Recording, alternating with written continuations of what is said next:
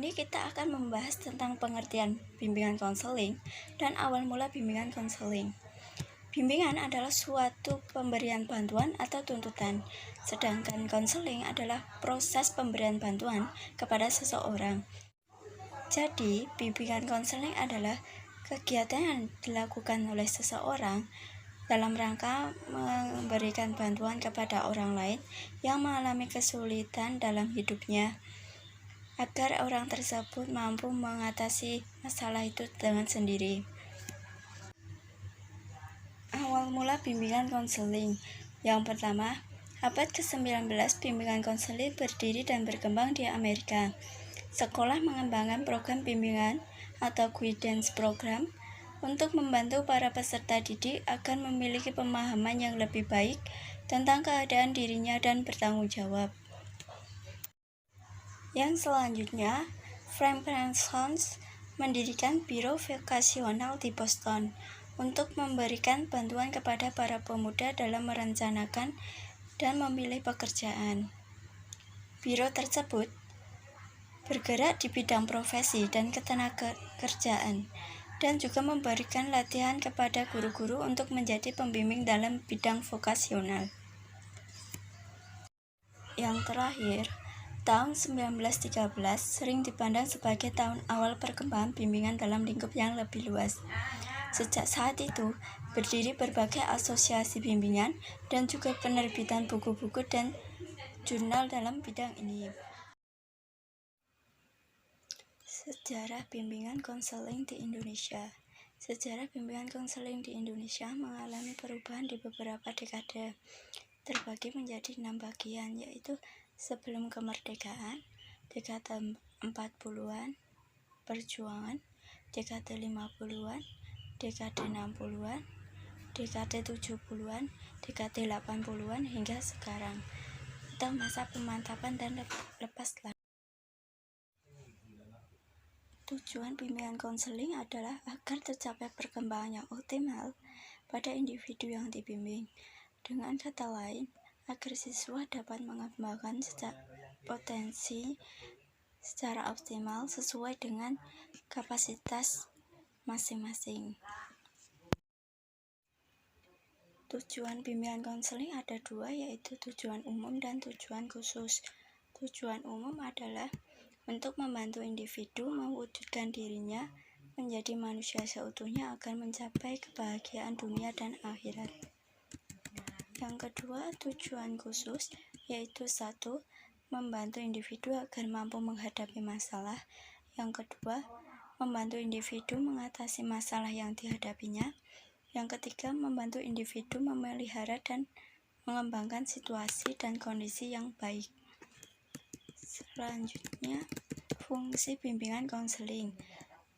Fungsi bimbingan konseling ada 4, yaitu fungsi pencegahan, preventif, fungsi pemahaman, fungsi perbaikan, dan fungsi pemeliharaan dan pengembangan. Asas-asas bimbingan konseling. Yang pertama, asas kerahasiaan.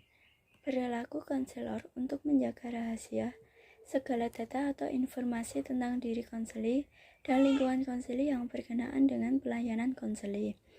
Yang kedua, asas kesukarelaan. Kesukarelaan di sini berarti tidak adanya suatu paksaan. Yang ketiga, asas keterbukaan. Keterbukaan di sini berarti perilaku yang terus terang, jujur tanpa ada keraguan untuk membuka diri. Yang ketiga, asas kegiatan. Proses layanan bimbingan dan konseling yang menghendaki agar pihak konseli yang menjadi sasaran berpartisipasi secara aktif. Yang kelima, asas kemandirian. Konseli diharapkan menjadi individu yang mandiri, yang mampu untuk menghadapi dan memecahkan masalah sendiri. Asas kekinian. Masalah yang sedang dibahas oleh pihak konseli merupakan masalah yang sedang dialami, bukan masalah lampau atau masalah yang akan datang. Yang keenam, asas kedinamisan. Asas yang menghendaki agar isi layanan terhadap konseli selalu bergerak maju dan tidak monoton. Yang asas keterpaduan pelayanan konseling berusaha memadukan aspek kepribadian konseling agar ia mampu melakukan perubahan ke arah yang lebih maju.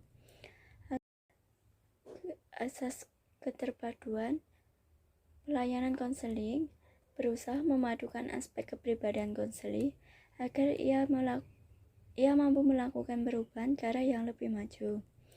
Asas kenormatifan pelayanan konseling tidak boleh bertentangan dengan norma-norma yang berlaku di masyarakat. Asas keahlian asas yang menghendaki agar layanan bimbingan konseling yang diselenggarakan atas dasar kaidah profesional. Asas alih tangan konselor memiliki keterbatasan kewenangan berdasarkan kode etik profesi konseling. Yang ke-12, Tutpuri Handayani, pelayanan bimbingan dan konseling secara keseluruhan dapat menciptakan suasana yang mengayomi. Bidang-bidang bimbingan konseling. Yang pertama, pengembangan pribadi. Bidang pelayanan yang membantu seorang konseling dalam memahami, menilai, dan mengembangkan potensi dan kecakapan, bakat, dan minat, serta kondisi yang sesuai dengan karakteristik kepribadian dan kebutuhan dirinya. Yang kedua, bidang pengembangan sosial. Bidang pelayanan yang membantu konseling dalam memahami dan menilai, serta mengembangkan kemampuan hubungan sosial yang sehat dan efektif dengan teman sebaya, anggota keluarga, dan warga lingkungan sosial yang lebih luas. Yang ketiga, pengembangan belajar. Bidang pelayanan yang membantu konseling mengembangkan kemampuan belajar dalam rangka mengikuti pendidikan sekolah atau madrasah dan belajar secara mandiri. Yang keempat, pengembangan karir. Bidang pelayanan yang membantu konseling dalam memahami dan menilai informasi serta memilih dan mengambil keputusan karir. Bidang ini bertujuan membantu konseling mengenal dunia kerja. Yang kelima, pengembangan keluarga. Bimbingan yang diberikan individu khusus yang telah berkeluarga sehingga menjadi pimpinan dalam keluarga yang mampu menciptakan keharmonisan dan rasa aman bagi tiap-tiap anggota keluarga. Yang keenam, pengembangan beragama. Kehidupan beragama tidak hanya sekedar menampilkan nuansa spiritual